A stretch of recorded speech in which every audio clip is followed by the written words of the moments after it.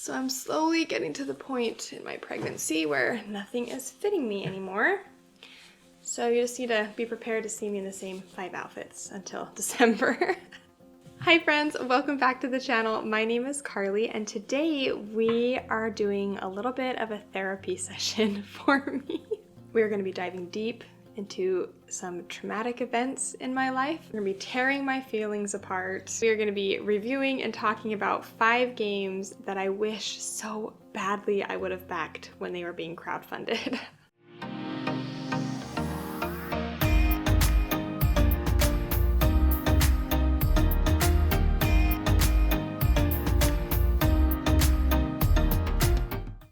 So those of you who have been with my channel for a little bit probably already know my stance in regards to crowdfunding board games. I don't really have anything against it personally. I never worry that the games aren't going to get to me or it's going to be a waste of money. I don't really worry about all of that. For me personally, I'm just very hesitant when I purchase board games. And part of the reason why is simply I'm just very frugal when it comes to spending my money on board games. And so when I do decide to purchase a game, usually I like to, do my research, try to see the ratings. If I'm able to get my hands and play the game beforehand, I will definitely do that before deciding to purchase. Because the reality is Kickstarters are really expensive and you really are backing a game that you like the idea of, but you really don't know if you're gonna like it once you play it or once it arrives on your doorstep, 2 years later or more sometimes. So I don't know. I'm always very hesitant when it comes to kickstarting games.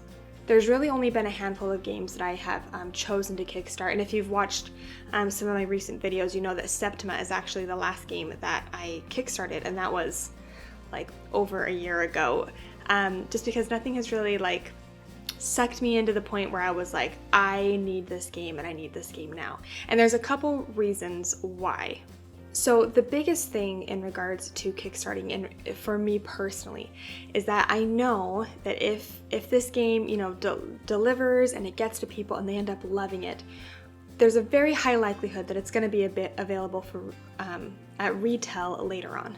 Now I know if you get it at retail, you don't get all the nice, you don't get all the exclusive stuff or the nice premium stuff. But truthfully, most board games that you get don't have that anyways, and especially if it becomes a super popular game, most likely there will be things you can purchase later on, whether people have made it on Etsy and are selling on Etsy, or the company just decides to release them. A great example of this is actually Flamecraft. So Flamecraft, the really nice edition, you're able to get the metal coins and the cute little dragons, and so everybody who backed the really nice version on Kickstarter got all those nice upgrades. Well, I just got the standard edition when it was available at retail, and so I was able to pick up one of those, and sure enough, Cardboard Alchemy is actually releasing all of these. They're releasing new metal coins and new dragon minis, so if I really wanted to, I could choose to upgrade Flamecraft. Again, it might cost me more later on, but for me it's a risk that I'm willing to take, because it's yeah, most games, honestly, truthfully, most games play just fine with standard components. Are they as fun? No.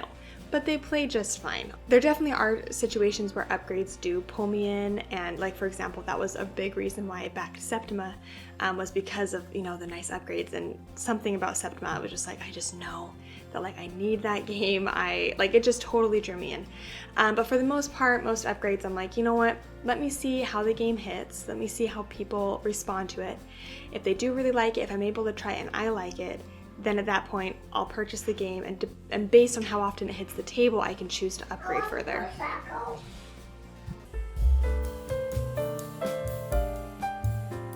And if it's not available for retail, or not, able to come to retail for whatever reasons, and it does end up being a super popular game, most likely the company will just do another crowdfunding campaign for a second volume, or for an expansion where then you can purchase the base game as an add-on or something. So for the most part, just in regards to crowdfunding, I just kind of take a step back. And I know that's different from most content creators out there. I thought most content creators are always buying everything and purchasing everything.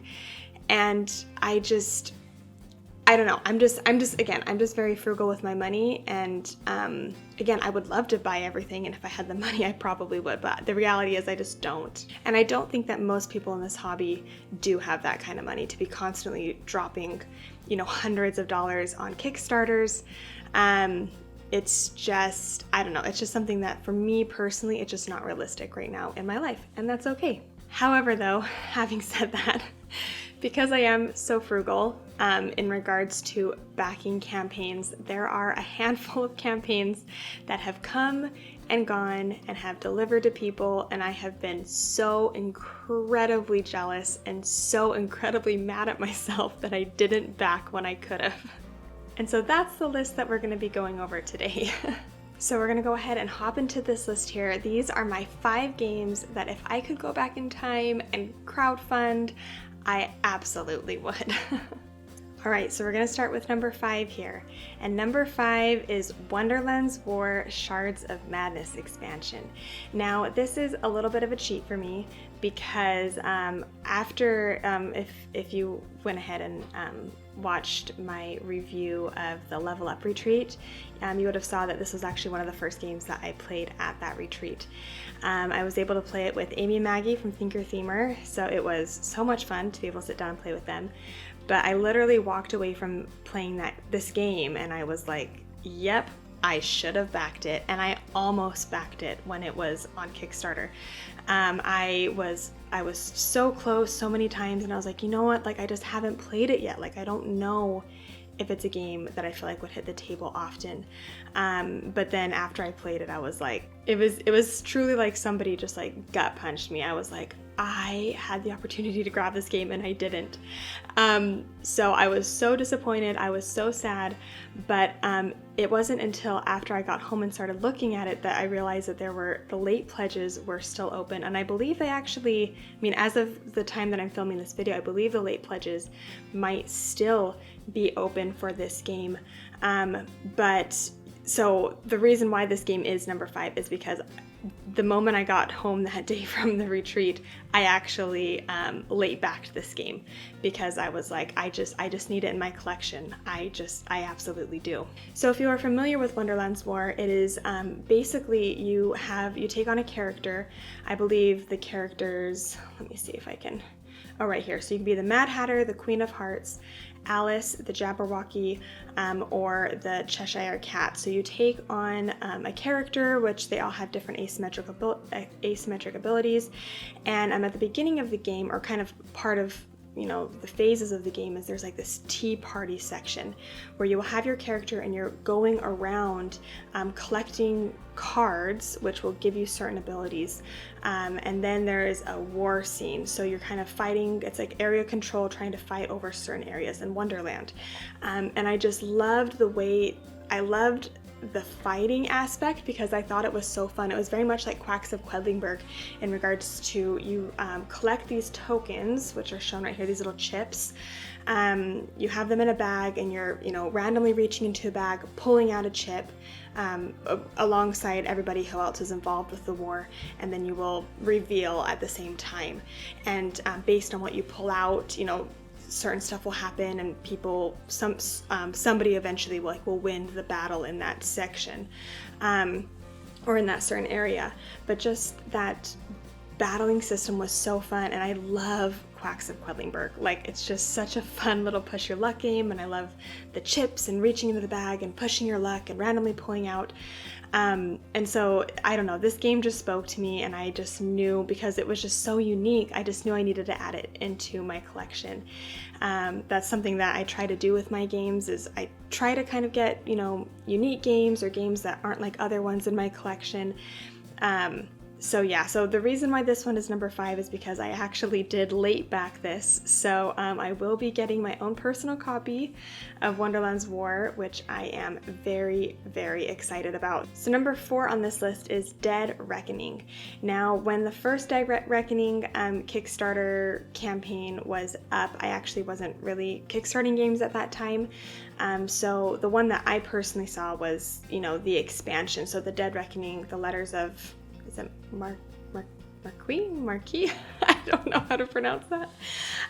But yeah, so this is basically an expansion for Dead Reckoning, and obviously you were able to purchase the actual Dead Reckoning game along with this, I believe. But yeah, this is one that I really, really, really want to try. The reason why it's number 4 is because I don't know too much about it. I do love just the theme though so much. I love pirates. Like, one of my favorite movies growing up was Pirates of the Caribbean. I loved that show, and I still do. It's such a great show. But so Dead Reckoning is a 4X game, which, if you don't know what that means, it basically means a really big, usually they're bigger, heavier games. So what 4X means is it means explore, expand, extract, and exterminate. So during the game, you'll be basically doing all those things. You are going to be exploring the land, expanding. So right here it says like expanding like your crew, building infrastructure. You're going to be extracting produce and items from the island, and you're going to be exterminating. So you're going to be trying to basically exterminate your opponents. Something that I really love in this game is this like battleship and battle board. I know they have a little like quick little video showing how that works. So let me see if I can find that really quick. Okay, so here it is. So basically the way that you resolve battles in this game is by dropping cubes into this ship, which then roll out onto the ocean board, and depending on where they land, it like will activate certain stuff, or certain stuff will happen, which I think is just so fun. Obviously it's like purely luck based, but I don't mind luck if it's like fun, and that just looks like so much fun to me. But why I really love this game is the way that they implement their cards. So it's kind of hard to explain, but there's basically sleeves that you can slide certain cards into that allow you to upgrade your crew. And so that idea of being able to, slide certain abilities and be able to upgrade your crew or upgrade your members, making you more powerful as the game goes on, that just seems like so much fun. Like, it just seems, I want to get my hands on this game so bad. I hope that it comes to retail, or they launch another Kickstarter, because if they do, I will definitely back it. So that was my number 4, is Dead Reckoning. So my number 3 here is The Elder Scrolls Betrayal of the Second Era from Chip Theory Games. Skyrim is like my favorite video game of all time. I could sit and just spend hours on Skyrim. And so when I heard that they were going to be coming out with an Elder Scrolls board game, I was honestly, initially I was just very skeptical. And I think this is the reason why, is because I feel like if I wanted to sit down and play Skyrim, I just would rather turn to the video game. Like, I know there's kind of like been like this huge push to implement like lots of video games into board games, and for me, for a long time I just didn't get it. I was like, if I wanted to play Skyrim, like, I'll just play Skyrim. Like, I don't need Skyrim in a board game. And it's so funny because I feel like when this was currently being, when this was on GameFound at the time, I very quickly scrolled through it, decided it wasn't for me, and moved on.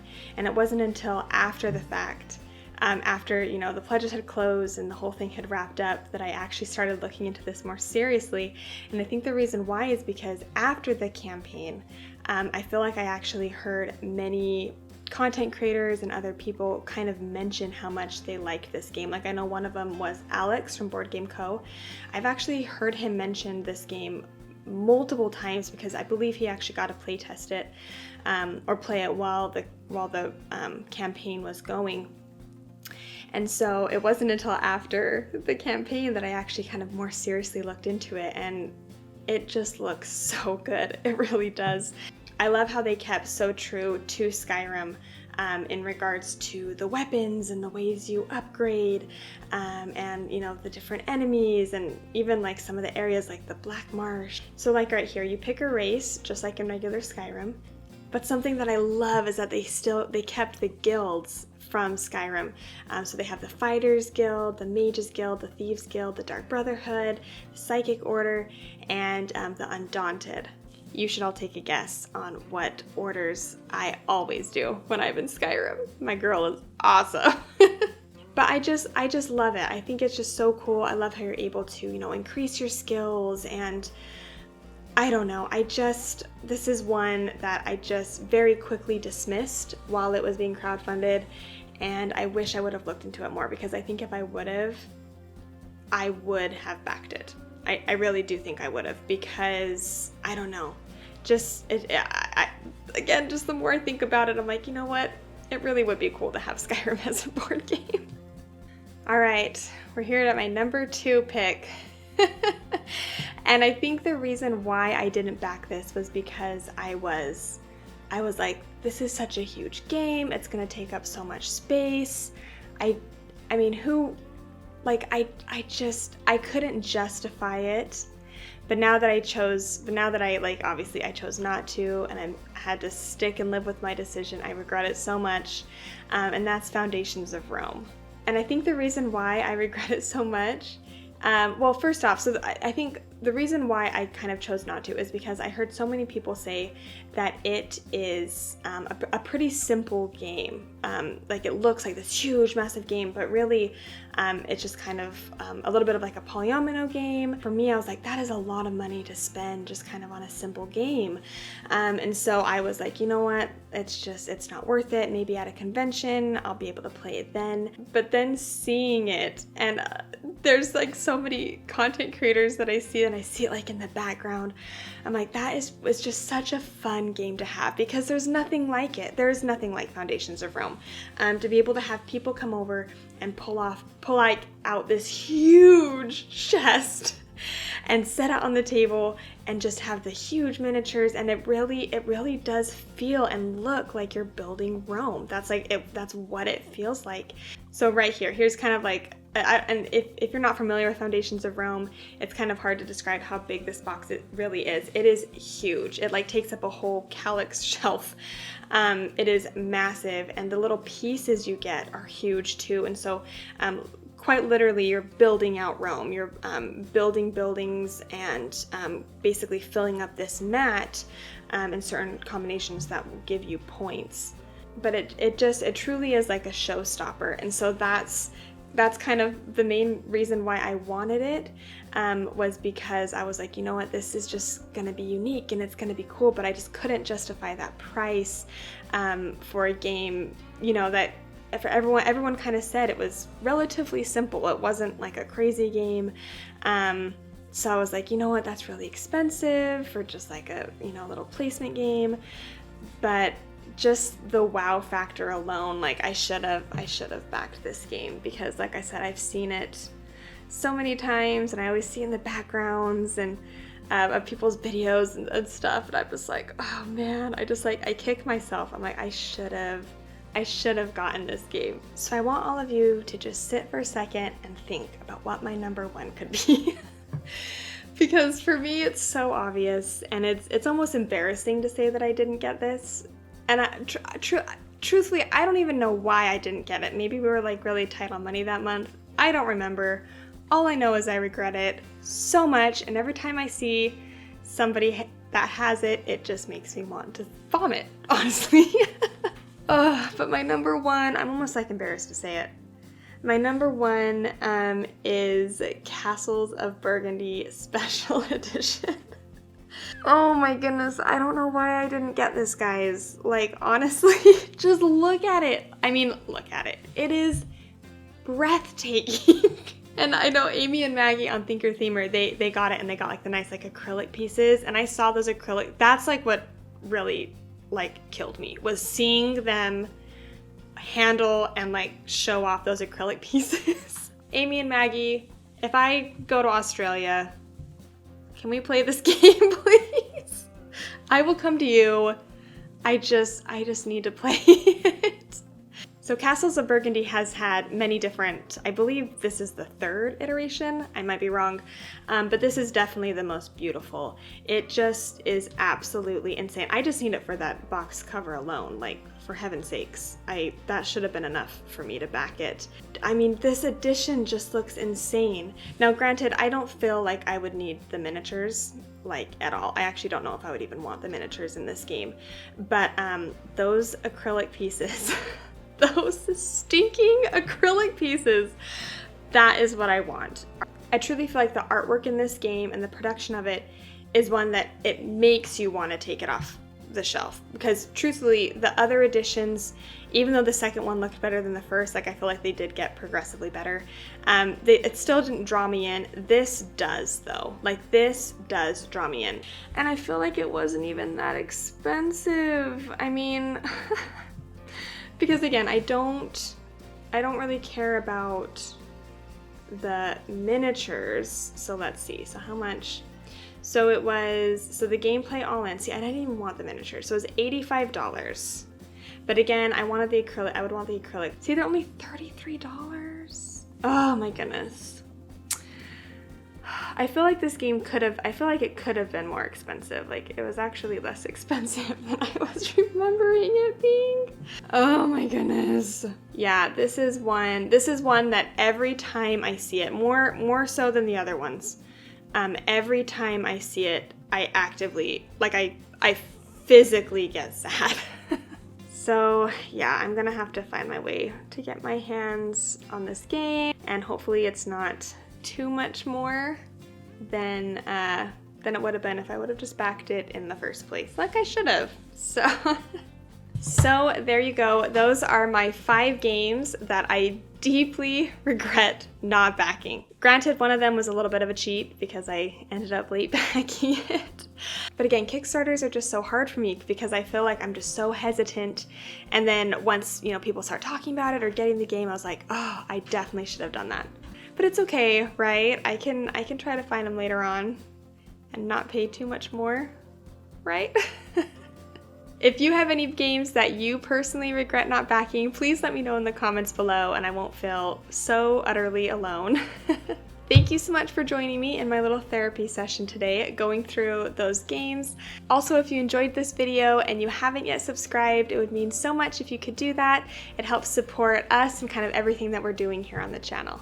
I hope you have a great rest of your day and we will see you next time.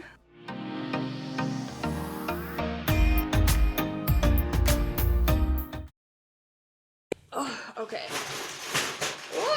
So I just need to share my fall Trader Joe's haul with you guys because I need to talk to somebody about it. Trader Joe's has the best fall stuff ever. It's just so cute. So the first thing that I got is, okay, seriously, it's pasta that looks like pumpkins. Do you see that? They're literally like little pumpkins. Okay, they also had this pasta that I thought would be so fun for a Halloween dinner. It is so cute. But the best thing that they have, well, it's my favorite thing, I guess. I don't know if it's the best thing. They have these fall tortilla chips. They look like little leaves. They are so cute. So I literally bought 3 of them. Because I just needed them. They are so stinking cute.